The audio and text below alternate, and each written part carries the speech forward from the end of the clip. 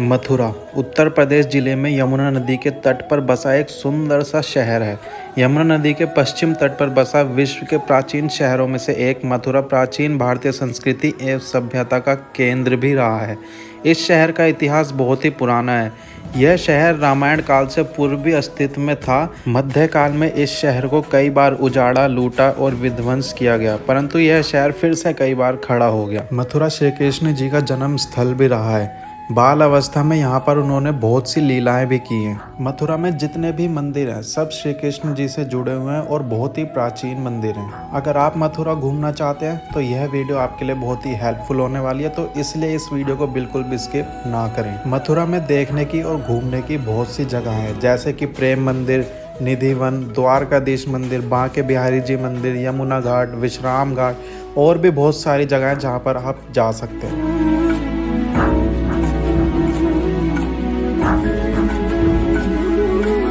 मथुरा घूमने के लिए आपको सबसे पहले मथुरा रेलवे स्टेशन आना पड़ेगा, जो कि वेल कनेक्टेड रेलवे स्टेशन है।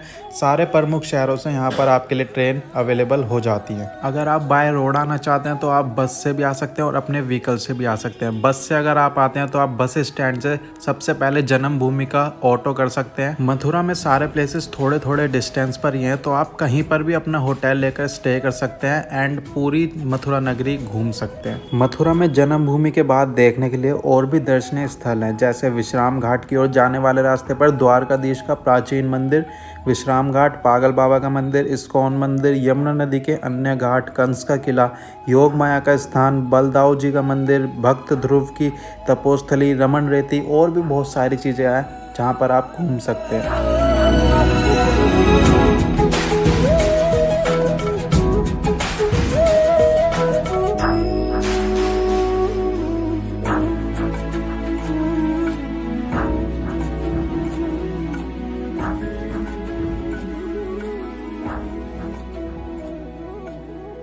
आज हम आपको ले जाने वाले हैं मथुरा के पवित्र श्री कृष्ण जन्मभूमि में। इस पवित्र स्थान पर श्री कृष्ण जी का जन्म हुआ था और यहीं पर परंपरागत रूप से अवैध भाव और उनकी कथाएं सदियों से चली आ रही हैं। श्री कृष्ण जन्मभूमि मंदिर की स्थापना लगभग 5000 वर्ष पहले श्री कृष्ण जी के जन्म स्थान के रूप में हुई थी। श्री कृष्ण जन्मभूमि मंदिर के अंदर आपको वो सारी चीजें दिखाई जाएंगी। जब श्री कृष्ण जी का कंस की जेल में जन्म हुआ था तो उस टाइम वहाँ पर क्या क्या चमत्कार हुए थे, कैसे वासुदेव जी टोकरी में रखकर श्री कृष्ण जी को यमुना नदी के पार लेकर गए थे गोकुल में। भगवान श्री कृष्ण जी की रक्षा करने के लिए वहां पर शेषनाग जी प्रकट हुए और यमुना नदी बहुत ही उग्र हो गई थी, तो कृष्ण जी के आदेश से यमुना नदी वहां पर शांत हो गई और यमुना नदी के बीच में से उन्हें वासुदेव जी को रास्ता दिया और वो यमुना नदी पार कर कर इस तरीके से नंदगांव पहुंचे। नंदगांव में नंद बाबा जी के घर, वहां पर कृष्ण जी को रखा और उनकी बहन योग माया जी को वहां से उठाया और योग माया जी को वहां से उठाने के बाद वे वापस से कंस के किले में आ गए। कंस की जेल में उन योग माया जी को लेकर आ गए और कंस ने अगले दिन जब योग माया जी को वहां पर मारने की कोशिश की तो उन्होंने अवतार लेकर बोला, तू मुझे क्या मारता है मूर्ख, तुझे मारने वाला तो गोकुल में पालने में झूल रहा है। और यह सुनकर कंस मामा के होश उड़ गए थे। और मंदिर परिसर में आपको फ़ोन और कैमरा ले जाने नहीं दिया जाता, तो आप अंदर फ़ोन और कैमरा नहीं ले जा सकते और फोटोज कैप्चर नहीं कर सकते। तो जन्मभूमि मंदिर देखने के बाद सिर्फ 1 किलोमीटर के डिस्टेंस पर आपको द्वारकाधीश मंदिर मिलेगा। वहाँ पर भी आपको बहुत ही भीड़ नजर आएगी भक्तों की। द्वारकाधीश मंदिर की जो टाइमिंग है सुबह 6:30 बजे से 10:30 बजे तक है और शाम में 4 बजे से लेकर 7 बजे तक होती है। यहाँ पर गेट खुलने से पहले दर्शन करने के लिए भक्तों की 1-1 घंटे पहले ही बहुत लंबी लाइन लग जाती है। गेट खुलने के बाद श्री राधे राधे का जयकारा लगाते हुए सभी भक्त द्वारकाधीश मंदिर के अंदर जाते हैं। मंदिर में आने वाले रास्ते पर आपको बहुत सी शॉपिंग करने की और खाने पीने की दुकानें भी मिल जाएंगी। यह मंदिर विश्राम घाट के नज़दीक है, जो शहर के किनारे बसा एक प्रमुख घाट है। भगवान कृष्ण को अक्सर द्वारकाधीश या द्वारका के राजा के नाम से भी पुकारा जाता था और उन्हीं के नाम पर इस मंदिर का नाम पड़ा है। मुख्य आश्रम में भगवान श्री कृष्ण जी और उनकी प्रिय राधा की मूर्तियां हैं। इस मंदिर में दूसरी देवी देवताओं की मूर्तियां भी हैं। मंदिर के अंदर सुंदर नक्काशी कला और चित्रकारी का बेहतरीन नमूना देखा जा सकता है। यह मंदिर रोज़ हज़ारों की संख्या में आने वाले पर्यटकों का स्वागत करता है और त्यौहार जैसे होली और जन्माष्टमी के समय में यहाँ भारी भीड़ पाई जाती है।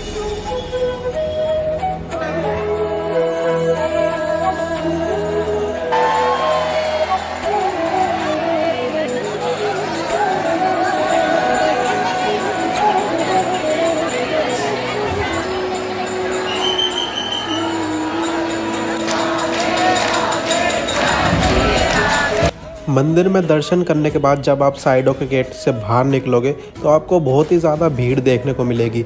अब यहाँ इस द्वारकाधीश मंदिर से 100 मीटर आगे की तरफ चलकर आपको विश्राम घाट देखने के लिए मिलेगा। तो अब हम वहाँ विश्राम घाट की तरफ चलते हैं और आपको दिखाते हैं। विश्राम घाट के पास आप यमुना घाट पे बोटिंग कर सकते हैं। विश्राम घाट और यमुना घाट के ऊपर मैंने एक प्रॉपर वीडियो बनाई हुई है जिसका लिंक मैं आई बटन में दे दूंगा, वहां से जाकर आप देख सकते हैं। एंड बहुत कुछ आपको उस वीडियो में देखने के लिए मिलेगा, कैसे आप वहां पे बोटिंग कर सकते हैं, कैसे वासुदेव जी यमुना नदी के अंदर से गोकुल के रास्ते पे लेके गए थे। सारी चीज़ें मैंने उस विश्राम घाट वाली वीडियो में दिखाई हुई है। आप डिस्क्रिप्शन में लिंक है इस वीडियो के, वहाँ से जाकर भी उस वीडियो को देख सकते हैं। तो अब हम चलते हैं आगे की तरफ।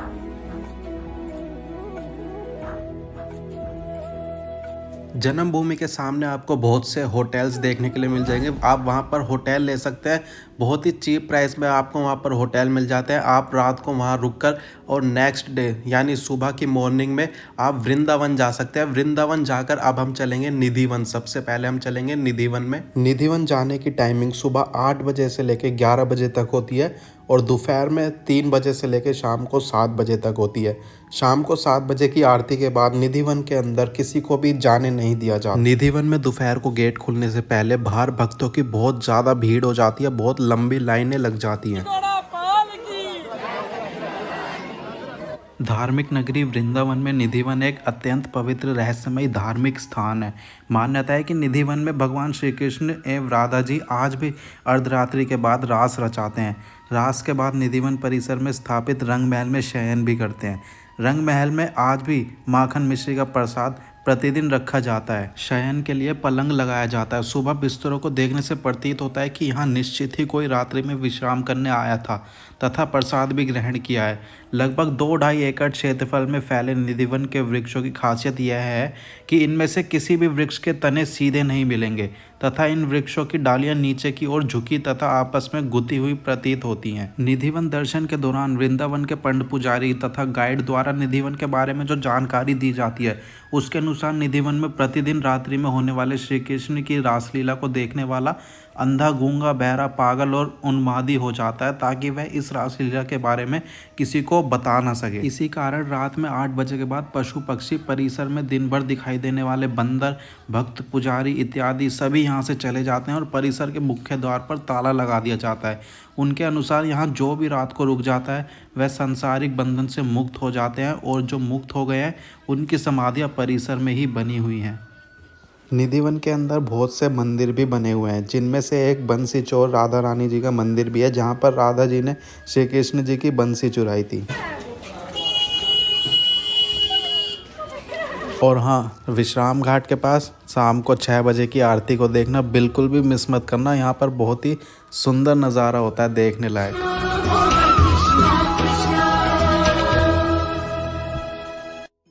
अब हम चलेंगे पोतरा कुंड, जो कि श्री कृष्ण जन्मभूमि से सिर्फ 100 मीटर की दूरी पर ही है। ऐसी मान्यता है कि भगवान श्री कृष्ण का जन्म होने के बाद उनकी मां देवकी ने अपने लाला के वस्त्र और उपवस्त्र इसी कुंड में धोए थे, इसलिए इस विशाल कुंड को बहुत ही पवित्र माना जाता है।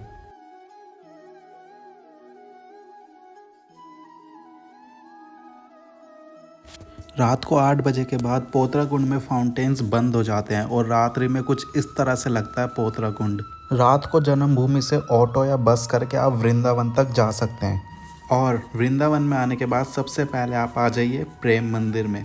अगर आपको प्रेम मंदिर की फ़ोटोज़ वगैरह क्लिक करवानी है तो रात में आप बिल्कुल भी फ़ोटोज़ नहीं करवा पाओगे, यहाँ पे भीड़ बहुत ज़्यादा होती है। तो फ़ोटोज़ के लिए आपको दिन में यहाँ पर आना पड़ेगा। दिन में यहाँ पर बिल्कुल भी भीड़ नहीं होती, तो आपकी फ़ोटोज़ बहुत अच्छी आ सकती हैं। प्रेम मंदिर के अंदर पार्क में यहाँ पर बहुत ही सुंदर सुंदर झांकियाँ बना रखी होती हैं कृष्ण जी की लीलाओं की, तो इनको भी आप देख कर इंजॉय कर सकते हैं और बहुत कुछ जान सकते हैं। रात में जो प्रेम मंदिर की लाइटिंग होती है, ऐसी लाइटिंग आपको कहीं भी देखने को नहीं मिलेगी। प्रेम मंदिर वृंदावन के सबसे प्रसिद्ध मंदिरों में से एक है, जो कि जगत गुरु श्री कृपालु जी महाराज के द्वारा बनवाया गया था। यह मंदिर बाहर से जितना सुंदर दिखता है उससे कई ज़्यादा सुंदर ये अंदर से भी दिखता है। जब आप प्रेम मंदिर के अंदर आओगे तो आपको चारों तरफ लाइटिंग ही लाइटिंग और बहुत ही सुंदर नक्काशी देखने को मिलेगी। इस मंदिर के निर्माण में 1000 से भी ज़्यादा लोगों ने 11 साल तक रात और दिन एक करके इसमें काम किया है और इसके निर्माण में लगभग 150 करोड़ रुपए खर्च हुए थे। प्रेम मंदिर की लाइट अंदर से भी और बाहर से भी हर 30 सेकंड में रंग बदलती है, जो कि इस मंदिर को और भी ज़्यादा आकर्षित बनाती है। प्रेम मंदिर के द्वार चारों तरफ से खुलते हैं, जो कि यह दर्शाते हैं कि यहाँ पे कोई भी जाति धर्म का आ सकता है। प्रेम मंदिर के चारों तरफ आपको श्री कृष्ण और राधा जी की अलग अलग लीलाओं की झांकियां भी देखने को मिलेंगी। यह मंदिर चारों दिशाओं से अलग अलग तरीके से नजर आता है, जो कि देखने में और भी ज़्यादा सुंदर दिखता है। मंदिर के चारों तरफ भगवान श्री कृष्ण की विभिन्न लीलाओं को दर्शाते हुए कई 3D पिक्चर्स बनी हुई हैं। इस झांकी में श्री कृष्ण जी की गिरिराज धारण लीला को दर्शाया हुआ है, जिसमें श्री कृष्ण जी ने गोवर्धन पर्वत को अपनी उंगली पे धारण किया हुआ है। श्री राधा कृष्ण जी के प्रेम को समर्पित इस मंदिर में कई झांकियां बनी हुई हैं, जो कि लोगों को घंटों तक रोके रखती हैं।